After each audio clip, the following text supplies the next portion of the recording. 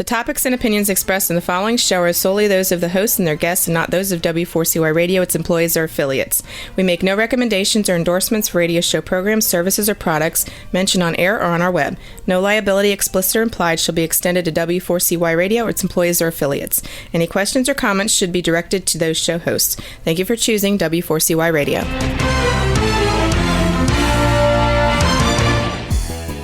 Welcome back, everyone, to the Geeks, Geezers, and Googleization Show, the home of Googleization Nation, where we talk with HR and business thought leaders about the crazy shift going on in the world of business, technology, and HR. Here's your host, Ira Wolf, and co-host Keith Campagna. Hey, welcome back, everyone, to another episode of Geeks, Geezers, and Googleization, and welcome to Googleization Nation. We're in our, not sure which week it is, of our pandemic, but we're moving toward the end of August, and it's hard to believe. It's where the last 6 months have gone.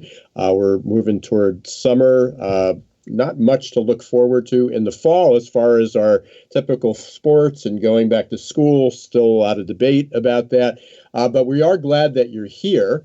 And we've got a great show coming up because despite all the uncertainty in the world, there is a lot of opportunity that's hanging out there, a lot of unrecognizable opportunity. And it's standing right in front of our eyes. And this goes not only for HR, small business, large business, for people's careers, for people as individuals, of what they might do. And we're going to be talking a lot about something called the blue ocean. Blue ocean strategy or blue ocean shift, because a lot of us are stuck in this red ocean and basically competing with one another. We get blinders on it. We've talked in the past about fixed and growth mindset, and we've had so many great guests. But we're going to be talking about a lot of opportunities. So if someone out there is wondering what's the next stage of their business, or what's their next career, what's their next job, you're going to find today's show really super helpful. We've got a profession you're probably not familiar with called cultural anthropology. I don't know if it's an industry, but it's certainly a field and a career. And I was exposed to that 20 years ago at an event that was prior to TED Talks. It was very similar to TED Talks. I remember they had the chairman or the founder of HBO was on there, which now sort of basically mainstream cable and streaming. But there was somebody on there talking about what the future of entertainment and TV was. They had I think he was a symphony director for not the Boston Pops, but I guess it was the Boston Symphony. Great guy, very entertaining, kind of different approach to how music and culture was part of our lives.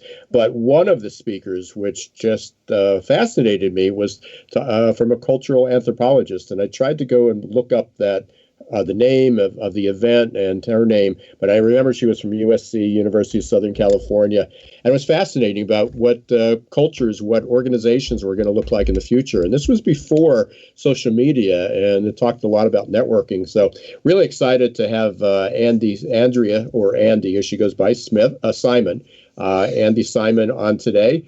And we're going to be talking about the blue ocean, and we're going to talk about her. She had a great book out a few years ago called On the Brink. So I guess that relates to when the shift hits your plan. So it's right before the shift hits your plan. We're on the brink. So Keith, what's your week been like? How you been doing? Yeah, I'm swimming in my own little blue ocean out here, Ira. It's been super fantastic. The ROI shop has been getting a lot of attention these last couple of months, just simply based off of the fact that, as it turns out, the entire strategy to selling any product has been infected by COVID as well. And so we're just having a great time meeting and working with a lot of different sales organizations, some of them inside of HR tech, some of them outside of HR tech. But the thing that I'm really excited about is just how well the blue ocean strategy plays into the mindset of those people that are out there. We talk about the gig economy. We talk about how there's never a better time than the present moment to be able to get out there, get a little uncomfortable, and come to a place where you can create something that's new. And for those of you that aren't up to speed with the terminology, the difference between a red ocean and a blue ocean is basically because if there are a lot of people in the ocean and then the sharks come and the ocean turns red, that means that there's just a lot of stuff going on there you might not want to be in. Whereas a blue ocean has that much more openness to it. There's really an almost limitless opportunity. And a lot of what Andy's going to share with us and a lot of what we're talking about and thinking about here is how can you as an individual or maybe even as a small business or maybe as a large business trying to figure out your next move, how can you find that fantastic idea that literally opens up the ocean for you so you could do and accomplish what you want? No, absolutely. That's a great summary there. Again, we're going to relate this back because that was my initial kind of when I reached out to Andi about how does this relate to talent, acquiring top talent. And again, we mentioned, in passing, that you might be searching for a new career. What am I going to do? Am I going to go back to work? What happens when my business reopens? Or, hey, maybe I need a new business. So both from an individual standpoint, but a business standpoint, the impact of thinking red and blue ocean is really, really interesting. And we've had other guests on that we talked about. We had Charlene Lee, who talked about disruption mindset. And, a lot of what she had in there was, she didn't call it red and blue ocean, but it's very similar of having a plan and a strategy and where the blue ocean, which we'll get into, talks about the non-customer. Who are the people that aren't using your services now? And again, we're talking about it from a business standpoint, but who are the people that you're not reaching? You can bring that back into place. If you remember Charlene from the disruption mindset, Charlene was talking about the future customer, which, again, is just a different approach. There's a couple other things before we jump into this. Want to make sure we thank our sponsors. Again, Zor.ai has been with us for almost a year now. Quite hard to believe, Keith. It's been almost a year that they've been here. And so Zor.ai, and we want to thank them, and also Success Performance Solutions. You'll hear a little bit more about them in just a few minutes. But one of the things I wanted to do was I want to introduce Andi, Simon, and get her on so we can start the conversation going. So Andrea Simon, Ph.D. or Andi, she has been in the field of corporate anthropology. You'll hear about that in a second. She's written a best business book of 2017 called On the Brink, which is also, On the Brink is also the name of her podcast. And envious of Andi, she has 150,000 monthly listeners. So I know we're inching our way toward that, but I'm envious of that number, and hopefully we're going to get there. And she's got a brand new book coming out called Rethink, Smashing the Myths of Women in Business. So I do want to be able to ask her about that, because that's certainly a lot of things are happening fast. And I don't know if that's going to be one of the silver linings within the pandemic, but I think we're going to see a lot of glass ceilings shattered for not only women, but for people of color and other minorities there. So welcome to Geeks, Geezers, and Googlization, Andi. Hey, it's such a pleasure to be here. What a treat. Yeah, and I think you're on the East Coast. You in New York? I'm a New Yorker. I am. Yeah. So you're in. You used to be in the hot spot. Now you're in sort of the envious spot of people. But I know you guys are still struggling a little bit. Life is not normal by any means in New York. Assuming that's an understatement. Yeah, for sure. But there are opportunities. So I'm really excited about you being here. So let's start before we jump into Blue Ocean. Let's jump into what your kind of job title is, because it's a bit unusual. It's something that when you heard anthropology, especially going back to my college days, if you were an anthropologist, you were basically out there digging you're almost like as in an archaeologist, but digging around. It wasn't something that rolled off everybody's tongue. You didn't hear a lot of people going into that, but certainly has become much more, I guess, popular these days. But a lot of people are unfamiliar with the term. So what is a corporate anthropologist? And you took it a step further into cultural anthropologist. Well, I'm fascinated by your question. People typically say, like you do, I thought anthropologists study small-scale societies. And they do, but isn't a business a small-scale society as well? And humans have this great affection for living in groups, working in groups. And they have cultures, they have stories, they have shared beliefs and values, and businesses are great places to really step back and use the methodology of anthropology to observe and to see what people are really doing, not just what they say they're doing, but to listen to their stories and begin to capture the essence of their experiences there. And that's really important for their customers as well. And so I was a tenured professor. I went into business as a consultant, and then I became an executive in banking and in healthcare, helping organizations change. And after 9/11, I launched my business as a corporate anthropologist that helps companies change. And that's really what we specialize in. But I will tell you, they hired me to help them change, not necessarily because I was an anthropologist. And it's taken 20 years of developing the expertise and really creating demand. In a sense, I created a blue ocean. There was an unmet need. People didn't know how to change. We had methodologies to help them, but they weren't aware how. And one of the important parts about opening a new market is to create demand for it. And I have found that Blue Ocean strategy was a great way to articulate corporate anthropology in a way people were embracing. They've sold 4 million books.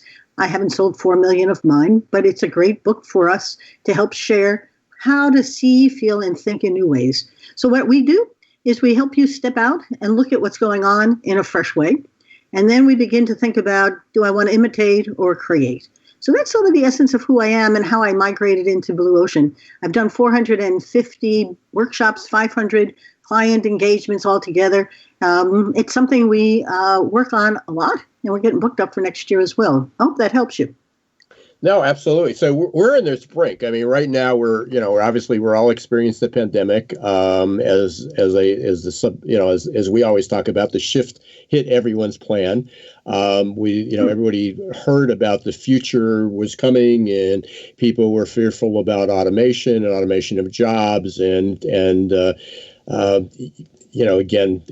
whether it was particular devices, whether it was sensors or 3D printing or AI, that there was this thing that was going to hit everybody, but everybody thought that they had time. And then all of a sudden the pandemic hits.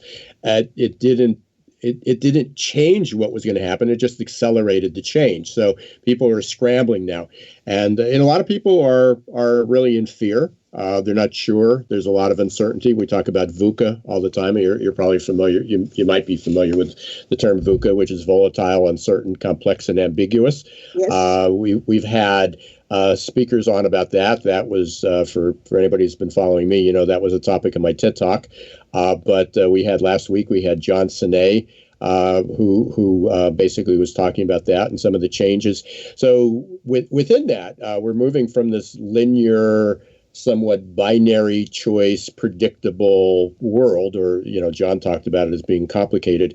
Now we're in this complex, random, highly uncertain, highly ambiguous world. And, within that, I guess the question is how do we get people to move from that red to blue ocean? Now, I know Keith gave you a little bit of an intro, but kind of let's give I'm interested to hear how you describe it, because I know when I'm asked to describe it, I sort of give the textbook version of it and some of my, from my experiences. But what with 500 workshops and trainings and 20 years of experience doing this, how do you describe the red blue ocean to someone? Well, it's a very important question for today for two levels. I used to tell people, if you want to change, have a crisis or create one. Who knew I'd have this crisis? But if you look at the way we structure our world here, we tend to be imitators, maybe incremental improvers. but we get really comfortable looking like others. If we're in HVAC or engineering, coding, building pools, it doesn't matter. We go to all kinds of events to see what others are doing. Maybe we differentiate ourselves a little bit and claim that we're better than another. But by and large, people have built businesses that are duplicative. They're in a category or a box. That was fine when there was expanding demand. Now there's much more supply than there's demand. There's a lot of roll-ups. I met a gentleman in the benefits business, and all of a sudden his clients were being all rolled up, and he was losing his whole market space. And that's not uncommon. And another client was finding that his buyers were retiring and the new folks didn't buy through telephonic sales. Next thing we know, things are changing and the supply is growing, but the demand is not. And we have a bloody red ocean, too much competition, imitative, maybe incrementally better. But all of a sudden, there's a huge opportunity for us to pause, step back, and rethink. Maybe there's a new way. How can I create a market? We look for a couple of things. What's an unmet need? If you listen to your clients, let them talk about what ifs. I had one customer situation where he was out on a sales call and they were selling this wonderful patented product. And the client was saying, this is fine, but what if? Could you? Have you? And he said, oh my gosh, that's where all the revenue potential was. I had another client who said, oh, we don't sell in the South or Southwest. He's a chapter in my book. And what Michael discovered was that people needed it in places where he had no distribution. And I said, so why don't we distribute down there? His first question is, why do they need it? And I said, why aren't you asking them? They're finding you. And then I had another client who sat on the telephone and listened for 2 hours, people asking for things that they needed. So the difference between a red ocean where you're just another to a blue ocean opportunity is where people have unmet needs or non-users who could use you. And think about it. If you don't have a line out the door of potential clients, what could happen if you could rethink your business in a way that had them demanding your services instead of simply finding a solution? And the whole buyer process has changed. Are you using the internet? If you're not, you're missing the marketplace. Whether you like Google or not, it's created a whole new marketplace. First thing someone's going to do is Google you. And if you don't come up, we spend a whole lot of time on content marketing, HubSpot partners. And if I don't come up on the first page of Corporate Anthropologist, we were just voted the top corporate anthropology agency in New York. And that's really big stuff because now people are looking for our services. It's taken 20 years to build that kind of reputation, but we help solve the problem of creating a new market and then creating the demand to make it happen. But it's important for your listeners to understand that they don't have to be bloody. They don't have to be another. The difference between a bloody red ocean and a wide open blue one, they're both scary. But maybe the demand is there. If only you think outside in, what are customers looking for? And for the HR folks today, we can talk about that for a lot because everything in how they managed and thought about their employees is going through a great transformation. So that's what a blue ocean and a red ocean are like. Blue oceans, we're looking for non-users and unmet needs. Red oceans, we're just competing. And there's a step further to that, isn't there, Andi? The idea of HR having to realign with what is out there on a candidate level is one thing, but then we almost want to go a step further and think internally about how much has changed inside organizations and the opportunities that are there. Are you seeing an uptick in internal infrastructure, or are companies still trying to figure out what's going on and what happened to them? It's interesting. I belong to the Women's Business Collaborative, and yesterday was a great panel. The head of HR for Deloitte, for Lowe's, and for one other company, I can't remember, were reporting on just that topic. But the research was very compelling. What are they now concerned about? Staff are worried about belonging. Humans belong. They come to work to look at others and share a common culture. They want to have lunch with people. They are full of anxiety about the lack of belonging. The second thing is well-being. We work with a gentleman and he's focused on wellness within organizations. But now everybody is remote and we don't even have the pulse of the well-being. What does well-being mean? What's the science of well-being? How do we restore that in our staff so they can work actually quite well? And then reskilling. The third thing was, do I have the right skills? I never was so remote. And that's a whole, I mean, we do a lot of higher ed work, and that's a whole area to jump on, because reskilling them means a mindset as much as it is the skill set. And then there's the diversity, equity, and what's this going to mean for women of color? What is this going to mean for women in general? You know, what is it going to mean for people who are different from each other, and how that cognitive and other diversity brought all kinds of energy into a company? Or is it all going to be diluted now? How will people talk to each other casually? And the last one was the remote work. What does it mean to have a workplace? Now, this was all, to your point at the beginning, this was all starting already. The fourth industrial revolution was pushing people into all parts of the world. I sat with a gentleman from Accenture who had to manage communication for 200,000 remote workers before this all started. My own clients had already had as a benefit the flexibility of working their style at home, and now they're all at home, and they built a whole new plant, a whole new building, and they want everyone to come back, and they're beginning to say, do I have to come back with a mask on? What's the rituals going to be? Can I take it off? Do I have to sit in my office, in my cubicle, all protected? Are you going to take my temperature every day? The rituals of restoration here is not going to be what it was. And so from an HR perspective, it's very interesting to think through your role. Is your role going to be a red ocean where you do the same you did before? Benefits, recruitment, retention, training? Or are you going to help create a whole new culture for the organization? And I don't care what size of company you are. We're working with a very large healthcare system and a mid-sized accounting firm. They're all talking about the same thing. Everything I knew from yesterday is past. I have no idea of what the future is. And I feel like a deer in the headlight. I feel like a victim. And these feelings are impacting their sense of anxiety, their mental health. Depression is way up. People need people. So it's going to be an interesting time for HR to change their own roles.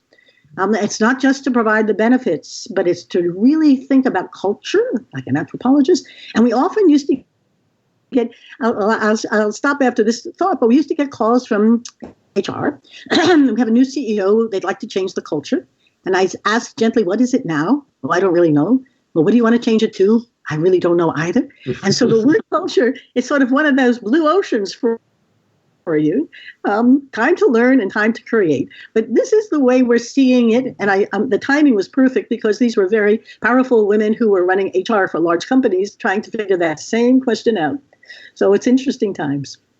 So I found that one way, you know, again, I think I have the original, if you've heard me speak in the last couple of weeks, I've heard, I've had the original copy, not the original copy, but one of the first edition copies of Blue Ocean Strategy. It was on my shelf. I looked at it. I said, this is cool.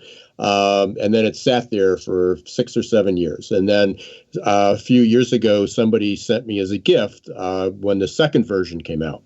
And I looked at it, and it still sat there. And it wasn't until just basically within the past year, although I loved the concept of it, that it started to come up over and over again. And you don't know this, Andi, but I'm actually was hired to create a new graduate program in leadership. And my course is organizational change. So I was looking for a format, a structure, put it into some context.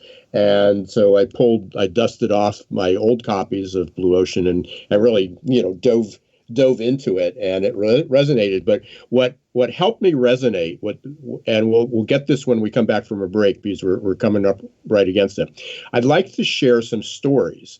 I know you have a few. I was listening to your book, and there's some really good stories that resonate to say, oh yeah, I know people that are in that position, or my company's in that position now. But there was a couple good stories in Blue Ocean. One that really resonated with me, and I can't remember the name. Maybe you do.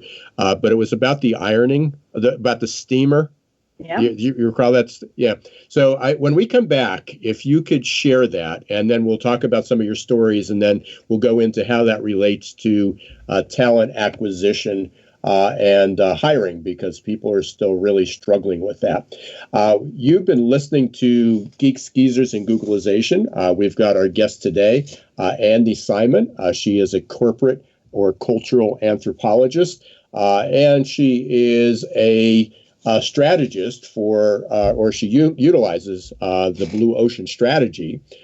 She's certified in that. We are very thankful for having Zor.ai and Success Performance Solutions as our sponsors. You'll hear from them in just a minute. And we'll be back. Stay tuned. We're going to come back and we're going to talk about some companies that utilize Blue Ocean strategy and have become enormously successful of identifying opportunities standing right in front of them.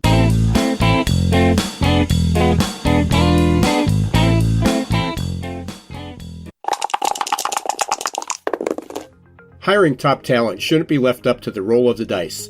And yet, that's exactly what many organizations do. They roll the dice, cross their fingers, and pray for a better outcome. Hiring the right employees the first time is much too important and way too costly to leave to a game of chance. Your employees and your customers deserve better. For 25 years, Success Performance Solution has been helping small and medium-sized businesses hire smarter. They offer pre-employment and leadership assessments from typing and data entry to C-suite competence. Whether it's production, sales, healthcare, call centers, or management, Success Performance Solutions can help. Visit their website at www.successperformancesolutions.com to schedule a free demo or call 800-803-4303. Imagine how your company would grow if your candidate experience earned a 99% approval rating. Well, to get to 99%, you need the 3 best letters in recruitment technology, XOR. Zor's text bots, chat bots, and audio bots increased IKEA's candidate conversion rate 455%. Zor decreases candidate drop-off rates, improves your candidate experience, and collects analytics for future strategies. To learn more, check out Zor.ai. That's XOR.ai. Your book.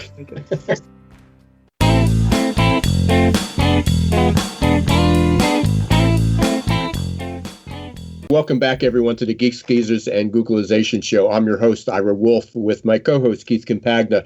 And we've got Andi Simon today. Andi is a corporate anthropologist. We're talking about Blue Ocean strategy. We're also talking about her book, On the Brink, and her new book called Rethink, Smashing the Myths of Women in Business, which should be out in just a few months.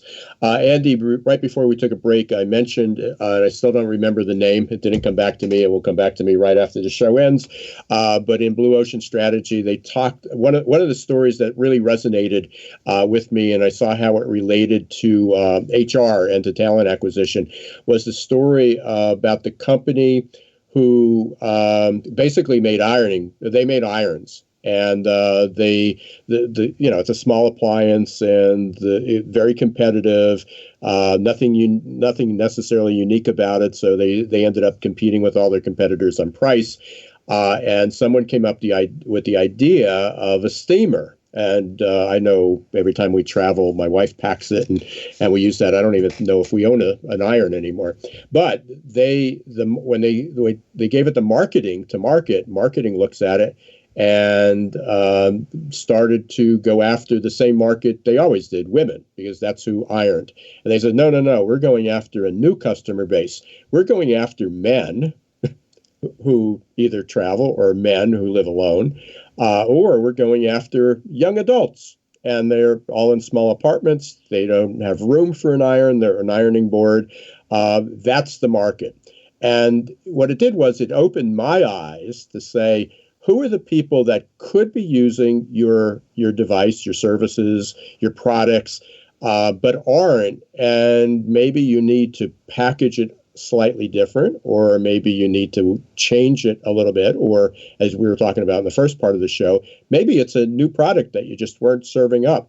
So I know you have some other stories, again, that people can relate to because they're recognizable brand names such as Starbucks and Southwest, and if you like wine, Yellowtail. So, well, the story is a perfect one that you're illustrating. I want people who are listening to think about things that are familiar today, but didn't really start out that way. So I always love the Yellowtail story because the folks from Blue Ocean Strategy worked with the folks from Yellowtail. When they came in, they're an Australian wine. And when they came into the U.S., there were about 2,500 competitors, and only 15% of Americans drank wine seriously. So there's a whole lot of red ocean competition for one Bordeaux or another Shiraz. It didn't much matter what you made. You had the vineyards. You were very prestigious about them. You advertised into a market that was very niche, and they failed. Nobody drank it. Nobody bought it. It didn't matter what the price was. So when they went back and the Blue Ocean folks teamed up with them, they went exploring. There's an important part of Blue Ocean thinking where you have to go visually exploring. That's why it was so appealing to me as an anthropologist. And they went exploring to see what people bought and how they bought it and how they drank it. And what they found was people were walking out of stores with huge boxes of, and they drank a lot of liquor. And they had soda. They had a lot of different things that they could drink besides wine. And unless you had an educated palate or you really understood wines, you felt a little. And so they went after that non-wine drinker. Now think about how bold that is. You know, you've got a lot of wine out there competing for a small part of the American audience, and you're going after 85% of them with a wine that's going to be simple and easy to drink. And what they did that's so important was they didn't create another bottle of Shiraz. They took away all the vineyards and they created a red, a yellow, an orange, a green. They color-coded the bottles. They made the white and the reds in the same shape, so they had lots of efficiencies. And then they built a whole campaign about there's never a bad time for the right wine. And they went out there and gave yellowtail jackets and hats. They had trucks. They had all kinds of ways of creating demand to have people taste it. And all of a sudden, I took off. I knew a liquor store owner who said he had to pay a premium to bring the wine in because it was bringing non-wine drinkers into his store to buy Yellowtail. He actually had it right by the cash register. $6.99 bottles of wine, all up against $35 and $40 and $50 bottles of wine. And they also set it up on a way where you could stack the cases and create your own station. So that way they didn't have to take a red bottle and put it against a Merlot or a Bordeaux. Where would you put it? It's not the same as. It's a whole new category, a new box, a new sandbox. They've sold 1 billion bottles of wine to non-wine drinkers because there's never a bad time for the right wine. I met a woman who bought only Yellowtail for her parties. And I said to her, what'd you buy? She had a red, a green, a yellow, an orange. I said, what kind of wine? She said, I have no idea, but I'm covered. and so think about how they created a new category, a little bit out of a crisis. I wasn't selling well. And then there's the Southwest who went after people who could drive. So I'm in Reno. I have to go to San Francisco. I can fly American, my normal plane, down to Los Angeles and back again, 4 hours, $250. Or I could drive. Or I could take Southwest from Reno to Oakland. I was $60, 45 minutes. I carried my own bag, whole different experience. The packaging here is important to understand. And so the reason I like to share those is that when I go out to my own clients, and the stories in my book have lots of blue ocean opportunities, is usually opportunities are right there in front of you, and you're just not seeing them. Your brain has a different mind map in it, a different story. And so two of my clients, my favorite stories, and they're in the book. One is Hurley Medical Center. And Hurley had really saturated the market in terms of going after women. And the doctors had their hours set up for women. And women were the core decision makers. But what we learned was that only about 40% of men had a doctor. And they typically used the emergency room for acute situations. And they had no options. So going after men and men's health became a huge opportunity going after non-users. The Cleveland Clinic has a huge men's health center just along the same lines. And so that became an interesting way to rethink what we're doing. But one of the doctors said to me, well, this is tough because I'm only open from 8 to 5 and they're working. So when will I see them? And I said, well, this is interesting. How about if you had after hours for them? Or you actually had an office inside the plant. This is GM territory. Then there's the water fountain. I have 100. Some of you have seen LK's water filler stations that sit on top of their water fountains. And they met us at a workshop we were doing, and we worked with them on several occasions. But this particular time, they had an award-winning filler station to go on top of the water fountains. They have 80% of the water fountains. Nobody was going to buy more of them. It was by code. And this new water filler station would let you put the bottle underneath and fill it automatically. And they weren't selling. And we're trying to sell it through the same distribution channel, a little like your iron. And what they found was that nobody wanted to add a cost to the water fountain, except universities. And Allegheny College was buying them, NYU was buying them, And they had no idea why they were buying them. In fact, their marketing person said, oh, I delete those emails from students who are asking how they can get them on their campus. So we went out visually exploring to find out what was going on. And what we found out was that the universities wanted to stop the sale of plastic bottles. They wanted to fix the landfill problem. They didn't want to fill the bottle. They wanted to kill the bottle. And I got to tell you, when the guys in the room said, oh my gosh, they don't want to fill the bottle. They want to kill the bottle. The whole room went shh. And the last time I worked with them, it now represented 25% of their billion-dollar business. And not just because people had a whole new purpose for them. So all of this is telling you that sometimes we get stuck in our own assumptions. And I push you to go out and see, what are people really trying to do? Because if you can see that unmet need or the non-user, there's a blue ocean waiting for you. And it's not, nobody's competing in it. Nobody's even paying attention to it. So those are the kinds of things that get us very excited. I'll also tell you that new clients look at us and put us in a closet, because at the beginning they say we have, and then they say, oh, please don't. It's not easy. And I saw Renee at a conference last April, and she said, is this really that hard? I said, well, you're just challenging everything people believe to be true. But other than that, it's a piece of cake. Once you get going, I have a university and the president, there was a chapter in my new book. And Maria Gallo said, my gosh, now everybody thinks blue. They don't say, we don't do that. They say, how can we do that? And that's what happens when the mind changes. And you're giggling. And I like to laugh as well, because this isn't easy. But once you get going, you don't go backwards. So we have... Oh, go ahead. It's that free-flowing idea exchange where there's no wrong step, there's no wrong answer. It's just, let's look at 2 + 2 again. We know it's 4, but can it be 2.5 plus 1.5? Can it be any varying degree? Is there a step one, Andy, before that, where, how do you prep your clients, or how do you prep people when they might come into the room for the first time and be skeptical of another new idea? That's an interesting question. Great question. Typically, how we proceed is, if we can, we ask them to go out and talk to a customer and listen to them talk about pain points, unmet needs, and challenges. What are the trends that are upsetting them? Begin to listen, not for what I can do for you, but for what if I could do that for you. And just listen. And I tell them, don't sell anything, just bring back ideas. Open your mind to the unmet needs. It may even be too far to go to non-users right away. But we encourage them to go and just listen. I had one client, and I went and I interviewed 12 of their clients and took all the recordings back and let them hear them.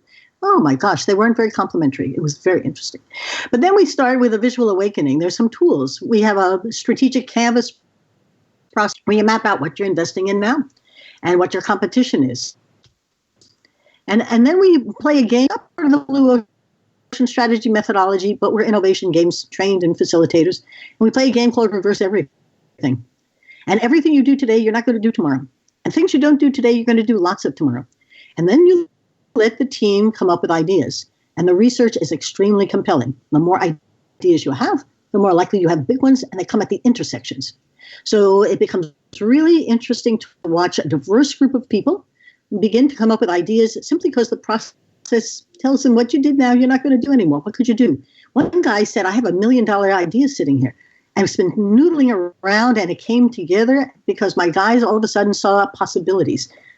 So to your point, there's process. You can go wandering, but I like the process because it puts it into what happens next. I got all these ideas, and now what do I do with them? And so we have a process for that too, because you got to begin to see which ones you're going to do now, which ones are great wow ones, which ones are how ones, what are you going to eliminate.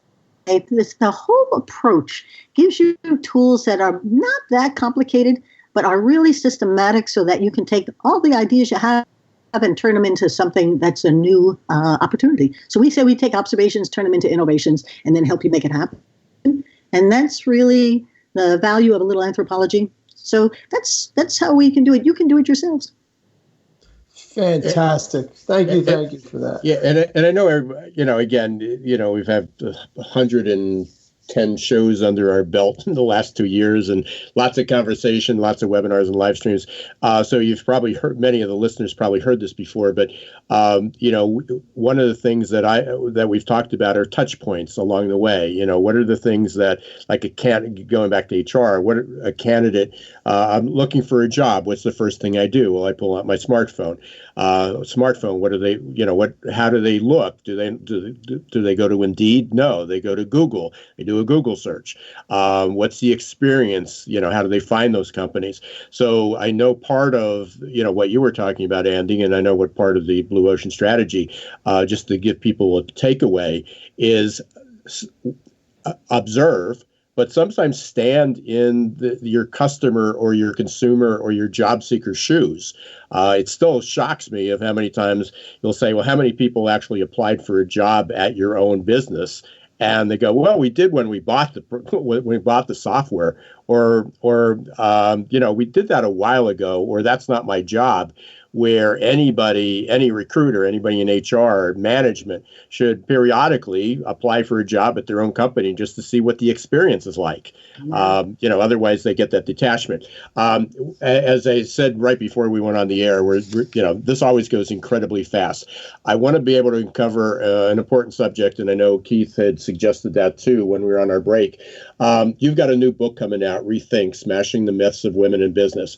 We're at a time where, not only do we have a social unrest, but finally women seem to be cracking. There's cracks. It's not through it yet, but cracking some of the glass ceiling.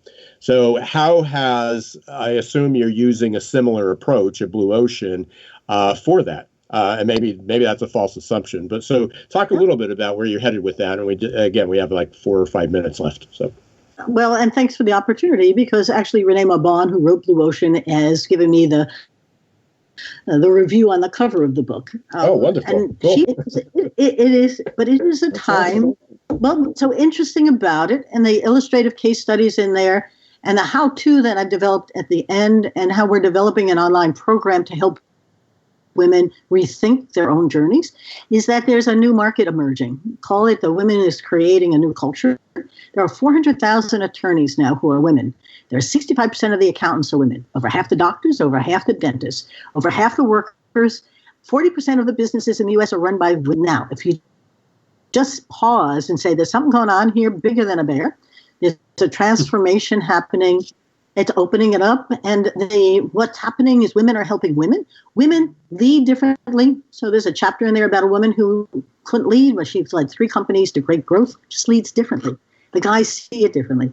There's a woman in there who's a lady lawyer who's extremely successful, and she was told, don't be a lady lawyer. A woman in geosciences who was told, no, you never can go in the field, and she was the best at finding oil fields. There's something in their stories that become role models for other women and for girls, and I'm hoping to take the book down into the teen audience and next, but I also want to give people a hand to make it happen for them. And I will tell you, I have a dozen women already who are helping me develop this program because they're ready to rethink their own journeys. It's a great time for women. Now, it's never been a great time for women because the guys keep wanting to keep us back in the household. And the pandemic is causing lots of discussion about what will this mean for women, their careers, diversity. But the change, well, I'll end where I started. If you want to change, have a crisis or create one. Don't waste a crisis. There's an opportunity here for something quite remarkable. And women are helping women in ways that are just unheard of. And society is going to benefit from it. If you think of the women who run countries, whether it's Germany or New Zealand or Iceland or the Netherlands, all run by women leaders, and their coronavirus solutions were very successful.